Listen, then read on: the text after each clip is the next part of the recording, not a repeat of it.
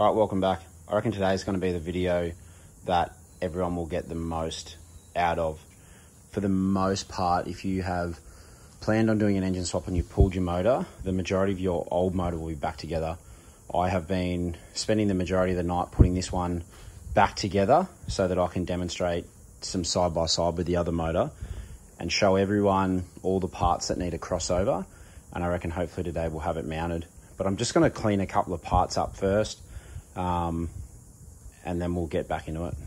So there's no real point doing a mad engine swap if it's not going to look cool, so I'm just going to give this manifold a quick clean up.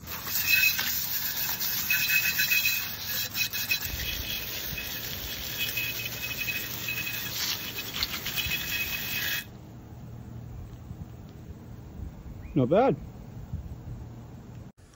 Alright, so that was a nightmare, but I have reassembled both motors, and it was worth doing this because now I know where everything goes.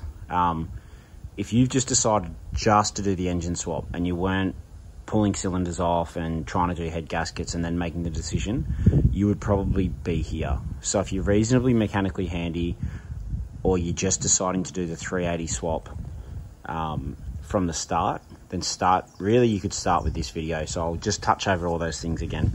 But here's the main information. So on the right here, we've got the original motor, the 3-litre V6, and you can see the orientation of all the accessories there. On the left, we've got the 6G75, the 3.8 litre. So the variance is a fair bit different there. It was a front-wheel drive car. This is a front-wheel drive car that's set up for a rear-wheel drive car. So what we're going to do is take all these accessories off of this motor and place them onto that motor. Before you start, get yourself some snap lock bags and make sure that as you pull bolts off, that you put them together in their component groups so that you don't have a nightmare of a time trying to put it back together and just doing mad weight reduction. So we are going to be reusing the power steering pump, air conditioner and the alternator off this motor. So we can remove them from this and cast them aside for now. There's a series of 14mm bolts behind the tensioner here. There's one there, one there, one there, and one at the back that holds this bracket on. This whole lot can go. So the belt's fairly simple. The tensioner's got a release nut under here. Make sure that you undo that and then just release that tensioner and you'll be able to pop the belt off.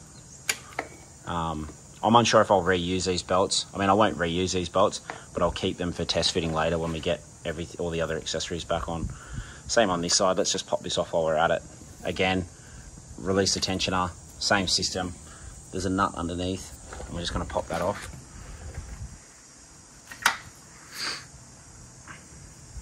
Okay, belts are out of the way.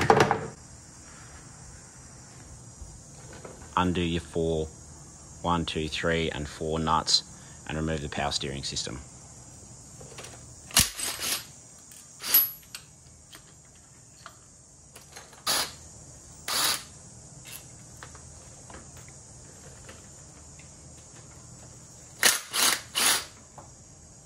Right. So that whole assembly will just come off. Pretty simple. You've got those 2 bolts at the back there. If you can see them, these 2, and the whole unit comes away. Again, label your component groups together. I'm just going to pop them in some snap lock bags. We won't need to reuse these, but I may want to use the bolts for something. So we have removed the power steering assembly. Now we're going to remove this bracket. This is one of the engine mounting locations for the front wheel drive car. Again, it's just 4 14mm.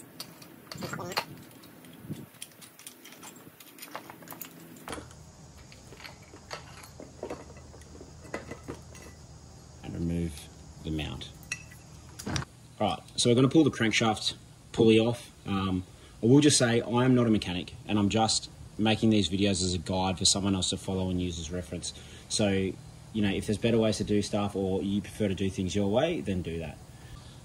This nut was extremely tight. I have pre-loosened that for the sake of this, but I actually had quite a difficult time. I had to make up a pulley holder to keep this in place while I release that. So all I did with my leftover 5mm strap, so I bought about probably 2 meters of this from Bunnings to make my engine mount, the 5mm strap plate. That's how we made the adapter. And all I've done is cut a hole through the center and put 2 studs through at the length of these holders here on the crankshaft pulley.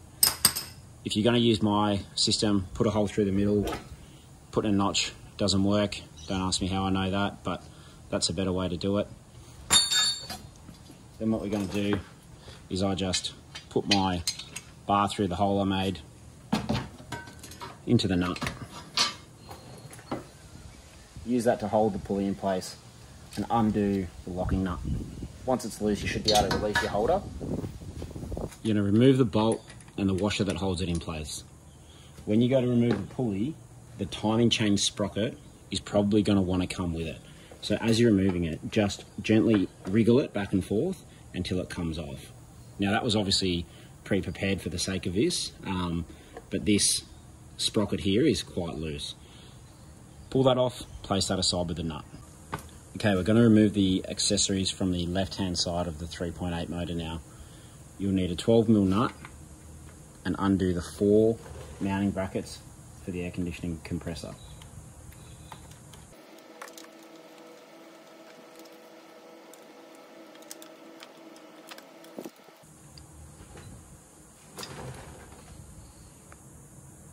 Once the air conditioning compressor is out of the way, you'll be able to remove the alternator. There is 3 14mm mounting bolts.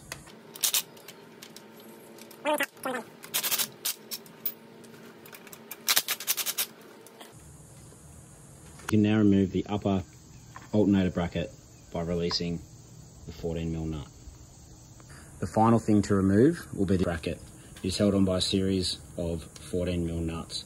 Not all of mine are in because I've pre-played with this engine.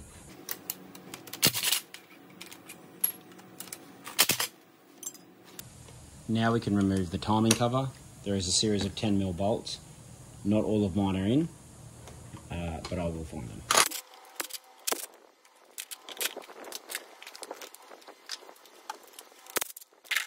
The timing belt on these utilises a hydraulic tensioner.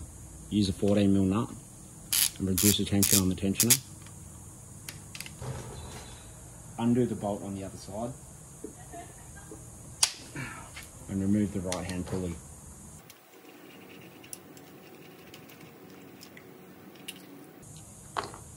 Once you've removed the timing belt tensioner, this assembly will just lift out.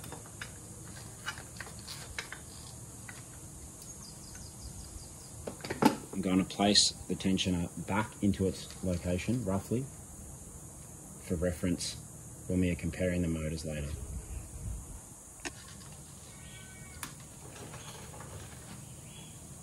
Okay, we're going to leave this motor for now. We're going to move over to the original motor and we're going to start by removing some of the accessories. So we're back to the original motor. We're going to pull off the majority of the accessories to transfer over to the new motor. This pulley here would have had your fan attached to it. We're going to remove that by coming to the back and removing these 10mm nuts. Next, we're going to remove the belts.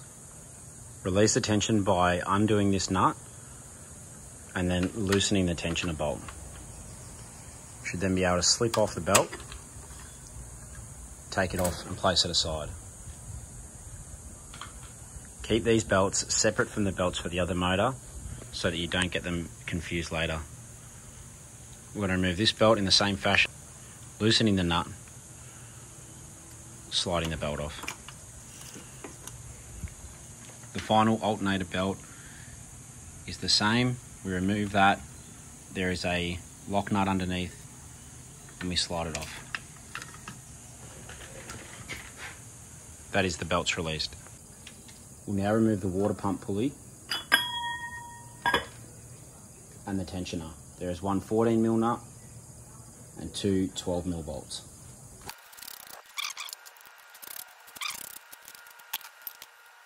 Place the tensioner aside and keep it with its bolts. You will now be able to remove this entire frame as one assembly, leaving the accessories intact. Get a friend to help you as the frame is quite heavy. There are 1, 2, 3, 4, 5, 6 14mm bolts that hold the frame to the engine block.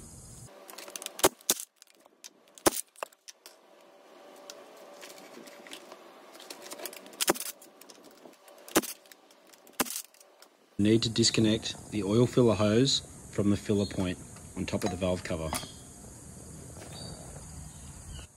Once you've released the first 4 bolts, get a friend to come and help hold the frame while you slowly release the final bolt and remove the assembly as one piece. Remove the entire assembly. Utilising a 22mm socket, we'll remove the main crank pulley. I did not need to use a special tool to hold this. You may have to. Ensure when you make the tool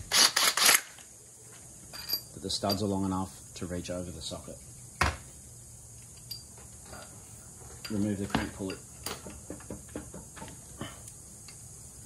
Now we can remove the 10mm bolts that attach the timing covers to the engine block.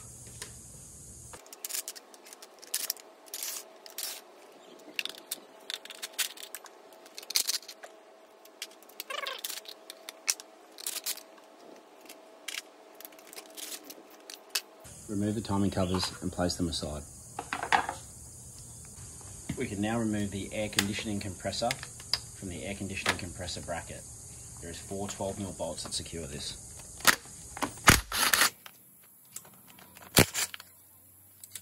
With the 4 12mm bolts, remove the air conditioning compressor and place it aside. We can now remove the 14mm securing bolts that hold the air compressor bracket to the engine block.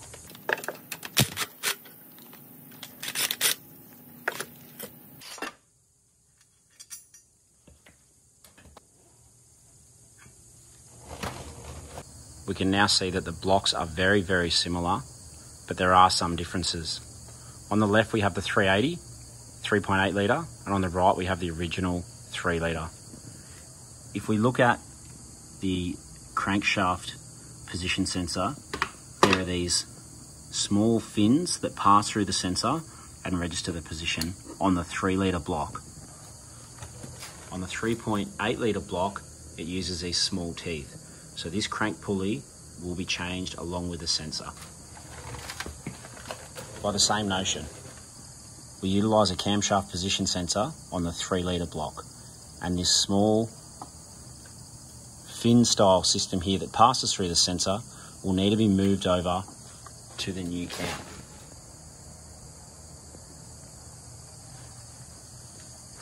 The pulley that tensions the timing belt on the original block utilises a spacer here that presses that out. On the 3.8 litre block, we had a tensioner that sat behind that and acted as the spacer. We'll need to swap that spacer over. We'll go through this now. You are looking at the lower section of the original 3 litre motor. We're going to be removing the crank position sensor and the crank pulley. Start by removing the 14mm nut on the right hand side tensioner. We will need to completely remove this tensioner to get the spacer behind it and transfer it to the new motor. Remove the timing belt. Undo the 14mm bolt and take the spacer from behind the pulley. I'll now place this back in location just to keep it with its original block. I'll now undo the 2 10mm bolts that hold the crank position sensor to the engine block.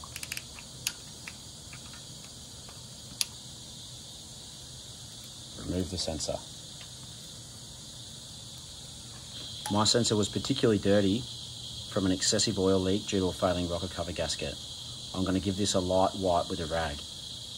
Alright, so I've been trying for about the last 20 minutes to get this sprocket off and it just will not budge. So I'm going to use a trick my granddad taught me, basically utilising sound waves to send a frequency to that will break the bead. So to concentrate that sound wave, we're just going to use your standard metric funnel and point it at the pulley, and then just one big burst. Ah! Oh, sweet. All right, that worked. You're looking at the 3.8 motor again. We have just taken off the lower crank pulley on the 3 litre motor, and we're going to transfer it to the 380 block. We'll start by removing the 14mm nut on the right hand tensioner so that we can place the spacer from the 3 litre motor behind it.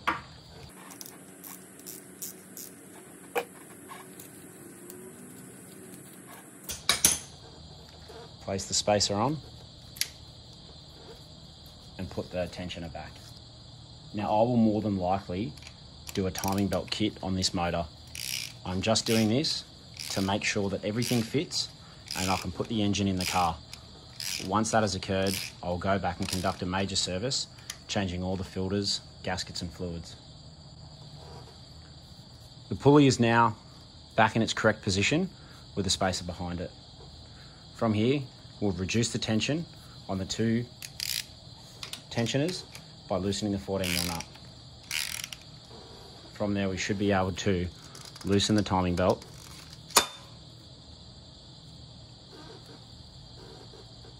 and remove the timing belt.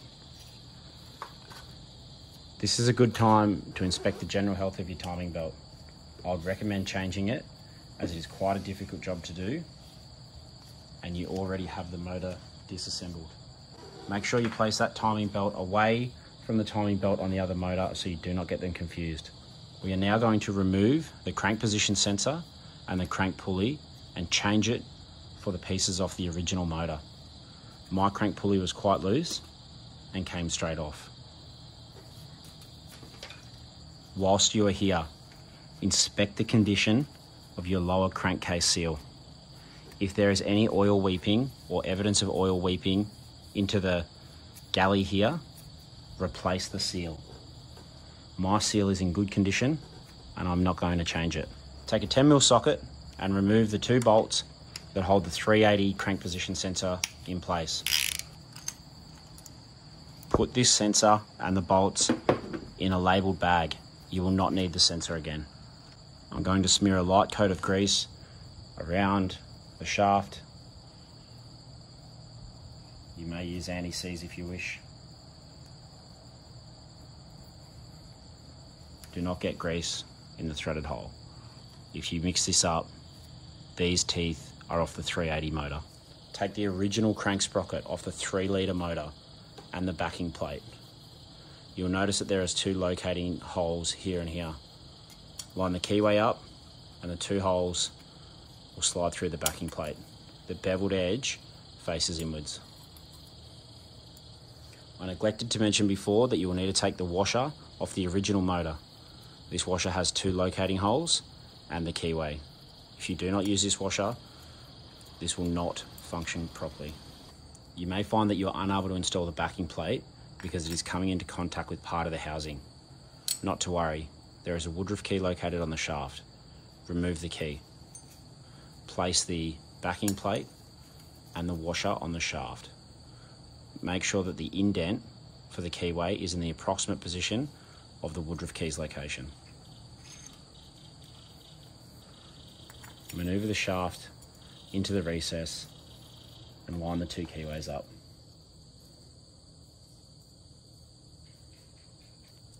Reinstall the woodruff key and place the crank gear on the shaft.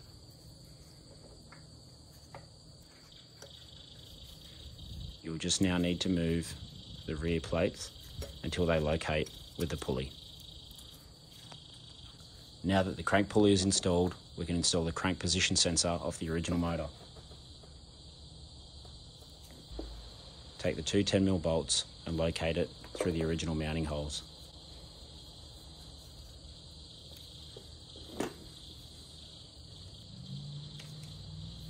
We now need to remove the right hand cam sprocket so that we can install the backing plate for the position sensor. If you don't have a camshaft holding tool, utilise a screwdriver or another pry bar, being careful not to damage the sprocket, place it through and lock it off on a recess on the casting. I recommend the use of an impact driver here or a socket and undo the 17mm bolt that retains the sprocket.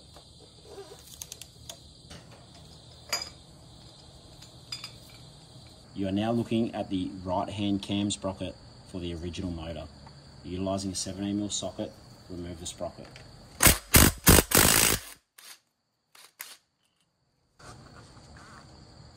If you compare the two cam sprockets, you'll notice that they are the same thickness with the same amount of teeth. When you align the two keyways, you'll notice that the timing marks are on the same tooth.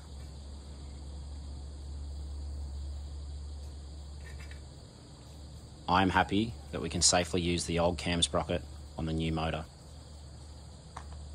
Install the cam sprocket by locating the keyway with the existing lug. Reinstall the 17mm bolt. In order to hold the cam sprocket while I torque the bolt, I'll use a screwdriver against a recess on the back of the casting and tighten the bolt to 90 Newton meters. Make sure you check the vanes that pass through the sensor to ensure you did not bend them out of place. Remove the two 10mm bolts that hold the cam position sensor to the original motor. Install the cam position sensor on the new motor's block. If you've been following me, you should now have the crankshaft and the right hand cam gear along with the original sensors of the 3-litre motor installed on your new block. Hopefully all your parts are allocated in correct labelled bags so you can find them again and put away safely. It's a bit late to start grinding and getting the angle grinder out, which is going to be required for the next couple of steps to trim some brackets so that they fit. That's all for today. Tomorrow we're going to remove the intakes, change over the water pump housings and finish moving all the accessories from the 3-litre block over to the 3.8. I hope you've enjoyed watching so far. Stay tuned for part 4. Thank you.